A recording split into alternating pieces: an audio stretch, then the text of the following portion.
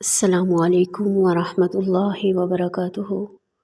اللہم انفعنا بما علمتنا وعلمنا ما ينفعنا وزدنا علما۔ رب اشرح لی صدری ویسر لی امری واحلل عقدۃ من لسانی یفقہوا قولی۔ اعوذ باللہ من الشیطان الرجیم،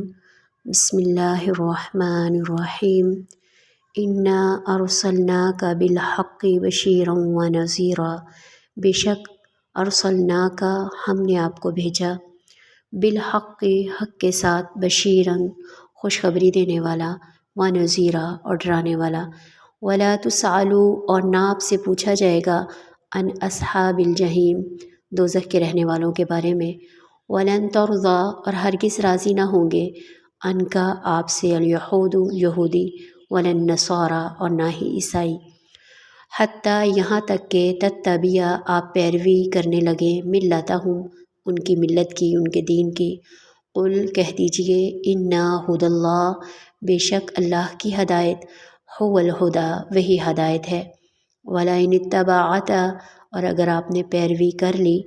اہواءہم ان کی خواہشات کی، بعد الذی بعد اس کے، جاءک کہ آپ کے پاس آ گیا، من العلم علم سے، ما لکا نہیں ہوگا آپ کے لیے، من اللہ اللہ سے، ولی ولا نصیر اللہ سے کوئی حمایت کرنے والا اور نہ ہی کوئی مددگار۔ ارسلنا کا اس کا روٹ ورڈ جو ہے را سین لام ہے، اور بشیرہ باشین را خوشخبری دینے والا،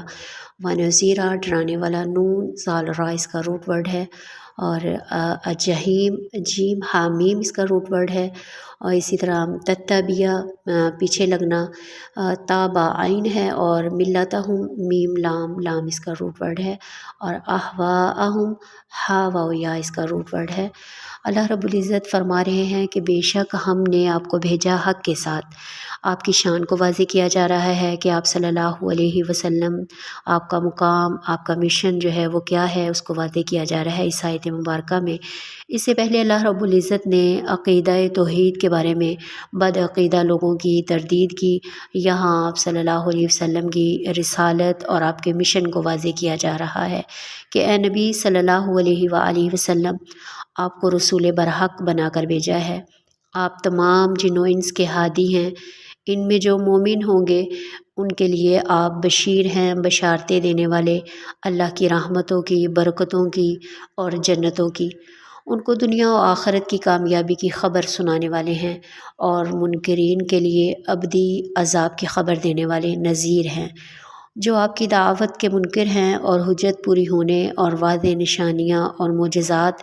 دیکھنے کے باوجود راہ راست پر نہیں آتے، ایسے جہنمیوں کے لیے آپ ذمہ دار نہیں ہیں، آپ ان کے اعمال کے لیے جواب دہ نہیں ہیں، کیونکہ آپ نے رسالت کا حق جو ہے بیاحسن طریقے سے امانت داری کے ساتھ ادا کر دیا۔ اللہ رب العزت نے ایک جگہ سورہ رعد میں ارشاد فرمایا، فَإِنَّمَا عَلَيْكَ الْبَلَاغُ وَعَلَيْنَا الْحِسَابُ۔ اگلی آیت میں آیت نمبر 120 میں اللہ رب العزت فرما رہے ہیں کہ ہرگز جو ہے یہ آپ سے راضی نہیں ہوں گے، یہ یہود و نصارہ، جب تک کہ آپ ان کے دین کی پیروی نہ کرنے لگ جائیں۔ اے نبی صلی اللہ علیہ وسلم، آپ کہہ دیجئے کہ بے شک اللہ کی ہدایت وہی ہدایت ہے، اگر آپ پیروی کرنے لگے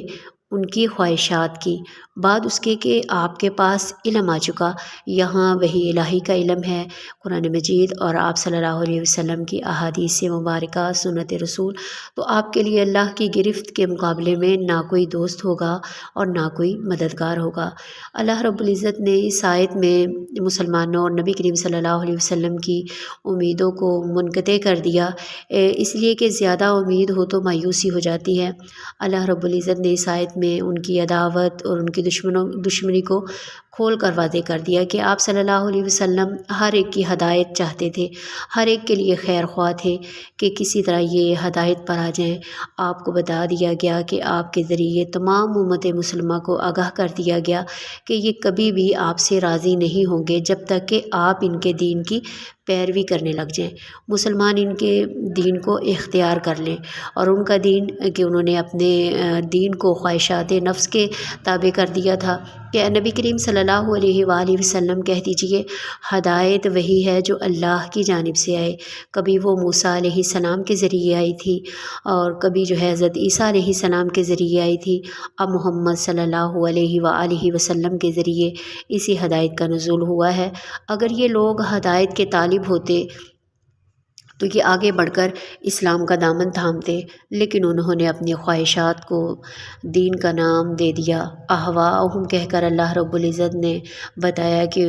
جو حضرت موسیٰ علیہ السلام، حضرت عیسیٰ علیہ السلام ان پر